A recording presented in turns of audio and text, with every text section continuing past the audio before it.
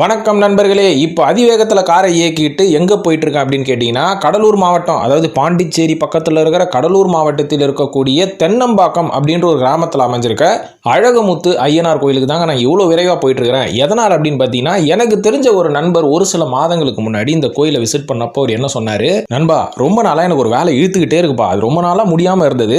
அதுக்கப்புறம் நான் என்ன பண்ணேன்னு பார்த்தீங்கன்னா, நம்ம நண்பர் ஒருத்தர் சொன்னார்னு சொல்லி கடலூர் மாவட்டத்தில் இருக்கக்கூடிய அந்த தென்னம்பாக்கம் அப்படின்ற ஒரு கிராமத்தில் இருக்கக்கூடிய அழகுமுத்து ஐயனார் கோயிலுக்கு போனேன். போய் வந்து ஒரு சின்ன வேண்டுதல் ஒன்று வச்சுக்கிட்டேன்.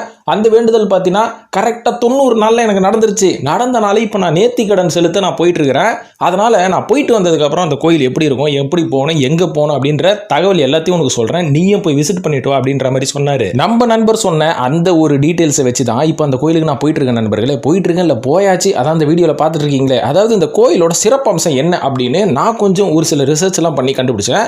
அதாவது இந்த கோயில் கிட்டத்தட்ட ஒரு 400 வருடம் பழமையான கோயிலுங்களாங்க. அது மட்டும் இல்லாமல் 400 வருஷத்துக்கு முன்னாடி அழகுமுத்து சித்தர் அப்படின்றவர் இந்த கோயிலுக்கு வந்து இங்கே வந்து தியானம்லாம் பண்ணதுக்கப்புறம் அந்த கோயில் பின்னாடி இருக்கிற ஒரு கிணத்துல ஜலசமாதி அடைஞ்சிட்டாராம். அவர் ஜலசமாதி அடைஞ்சதுக்கு அப்புறமா அந்த கோயிலோட கிணத்தை மூடலாம் அப்படின்னு ட்ரை பண்ணா மூடவே முடியலீங்களாங்க. எவ்வளோதான் மூடினாலும் அந்த ஜலசமாதி அடைஞ்ச அந்த கிணறு வந்து அப்பப்போ திறந்துக்கிறனால அந்த கிணற்றை வந்து ஓப்பனாகவே வச்சிருக்கிறாங்க அப்படின்ற மாதிரி சொல்லப்படுது. இது மட்டும் இல்லாமல் கிட்டத்தட்ட ஒரு 300 வருஷத்துக்கு முன்னாடி இந்த கோயிலில் ஒரு குதிரை சிலை ஒன்று வந்து ஒரு குயவர் வந்து செஞ்சு வச்சிருக்கிறாரு. இன்னமும் பார்த்தீங்கன்னா அந்த குதிரை சிலை புதுசு மாதிரி அப்படியே பல பலன் இருக்குதுங்க. அந்த அளவுக்கு அந்த குயர் வந்து அவ்வளோ அழகாக 300 வருஷத்துக்கு முன்னாடி செஞ்சது இன்னும் சூப்பராக இருக்குது பார்த்தீங்களா. அதோ நம்ம ஆளுங்க, நம்ம அரசியல்வாதிகள் போன வருஷம் கட்டின பிரிட்ஜு மற்றும் ரோடுங்களெல்லாம் பேத்துக்கிட்டு இருக்குது.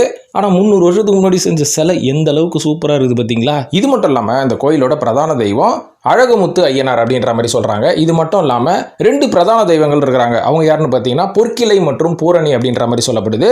ஸோ இந்த கோயிலுக்கு நான் விசிட் பண்ணப்போ நம்ம ஐயனார் அவர்களை வேண்டிட்டு நான் வந்து எனக்கு ஒரு வேண்டுதல் இருக்குங்க, அந்த வேண்டுதலை வந்து நிறைவேற்றணும், இதை வந்து எப்படி நம்ம வந்து அப்ரோச் பண்ணுறது அப்படின்ற மாதிரி இந்த கோயிலில் இருக்கிற பூசாரிக்கிட்ட கேட்டேன். ஸோ அவர் என்ன சொன்னார், ஒரு 150 ரூபா கொடுங்க அப்படின்ற மாதிரி 150 ரூபா வாங்கிட்டு ஒரு சீட்டு ஒன்று கொடுத்தாரு. இந்த சீட்டில் உங்களுக்கு இருக்கிற வேண்டுதல் எல்லாத்தையும் நீங்கள் எழுதுங்க, கம்ப்ளீட்டாக எழுதிட்டு அந்த சீட்டை மடித்து என்கிட்ட கொடுங்க அப்படின்ற மாதிரி சொன்னார். அப்படியே போய் பக்கத்தில் இருக்கிற கடையில் ஒரு 3 எலுமிச்சப்பழம் வாங்கிட்டு வாங்கினார். நான் அதை வாங்கிட்டு வந்து அந்த சீட்டோட கொடுத்ததுக்கப்புறம் என்ன பண்ணாங்கன்னா, ஐயனார் அவர்களோட கையில் அந்த சீட்டை கட்டிட்டு எலுமிச்சப்பழத்தையும் வச்சு என் கையில் கொடுத்து சூளத்தில் போய் குத்துங்க அப்படின்ற மாதிரி சொன்னாங்க. குத்துனதுக்கப்புறம் என்ன கேட்டாங்க, நீங்கள் எங்கேருந்து வரீங்க அப்படின்னா நானும் சொன்னேன் சென்னையிலேருந்து வரேங்க அப்படின்னு. அப்போனா நீங்கள் வாரம் இந்த கோயிலுக்கு வர முடியாது இல்லை, ஏன்னா இந்த கோயிலோட வேண்டுதல் பிரகாரம் படி அட்லீஸ்ட் 2 வாரம் தொடர்ந்து நீங்கள் வரணும். அப்படி நீங்கள் வர முடியலன்னா பரவாயில்ல, ஒரு மஞ்சள் துணியில் ஒரு எலுமிச்சப்பழத்தை கட்டி கொடுங்க, அதுக்கப்புறம் அதை வந்து நாங்கள் மந்திரிச்சு கொடுக்குறோம், அதை போய் உங்கள் வீட்டில் வச்சுக்கோங்க அப்படின்ற மாதிரி சொன்னாங்க. வேண்டுதல் நிறைவேறினதுக்கு அப்புறமா நீங்கள் அதை எடுத்துகிட்டு வாங்க அப்படின்ற மாதிரி சொன்னாங்க. ஸோ இந்த வேண்டுதல் ரொம்ப கேட்கறதுக்கு பார்க்கறதுக்கு எல்லாமே ரொம்ப வித்தியாசமாக இருந்தது.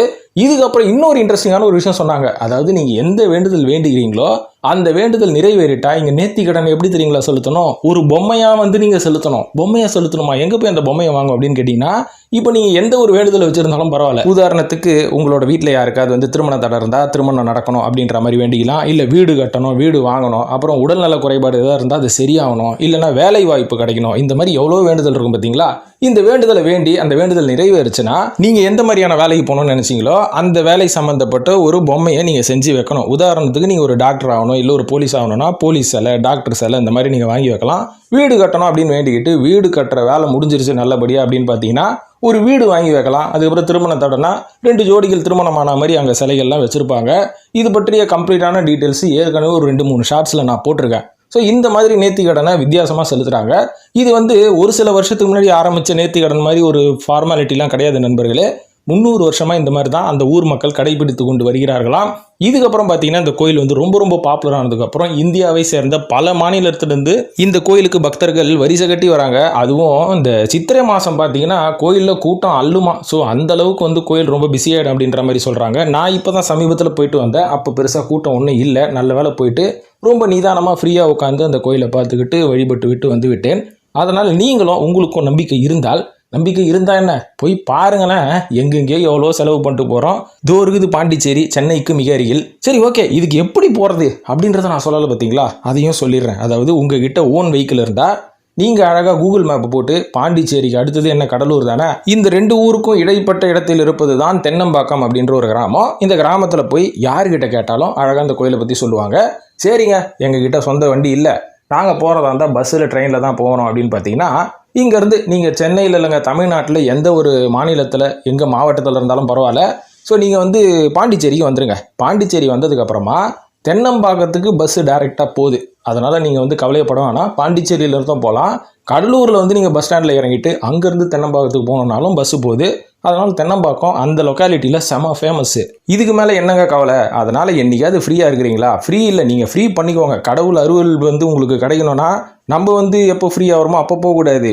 நம்மளுக்கு டைம் கிடைக்கும் போது போயிடணும். அதனால் போயிட்டு உங்களுக்கு இருக்கிற பிரச்சனைகள் எல்லாம் கரெக்டாக நம்ம ஐயனார்கிட்ட வேண்டிக்கிட்டிங்கன்னா 90 நாட்களில் நடக்கும் அப்படின்ற மாதிரி நம்பப்படுகிறது. கண்டிப்பாக போய் விசிட் பண்ணுங்கள். அது மட்டும் இல்லாமல் இதுக்கு முன்னாடி நீங்கள் விசிட் பண்ணியிருந்தீங்கன்னா மறக்காமல் நம்ம கமெண்ட்டில் போடுங்க. ஸோ இது மாதிரி இன்னும் என்னென்ன கோயில்கள், என்னென்ன சிறப்பான இடங்கள் தமிழ்நாட்டை சுற்றி, இந்தியாவை சுற்றி இருக்கிறது என்று நான் சுற்றுப்பயணம் தொடர்ந்து கொண்டிருக்கிறேன். அதெல்லாம் அடுத்தடுத்து நம்ம வீடியோவில் போட்டுக்கிட்டே இருக்க தான் போகிறேன். அதுக்கு நீங்கள் செய்ய வேண்டியதெல்லாம் நம்ம சேனல் சப்ஸ்கிரைப் பண்ணிவிட்டு ரெகுலராக ஃபாலோ பண்ணுங்கள். நிறைய இன்ட்ரெஸ்டிங்கான விஷயம் நம்ம சேனலில் வரப்போகுது நண்பர்களே. இந்த வீடியோ பார்த்ததுக்கு மிக்க மிக்க நன்றி.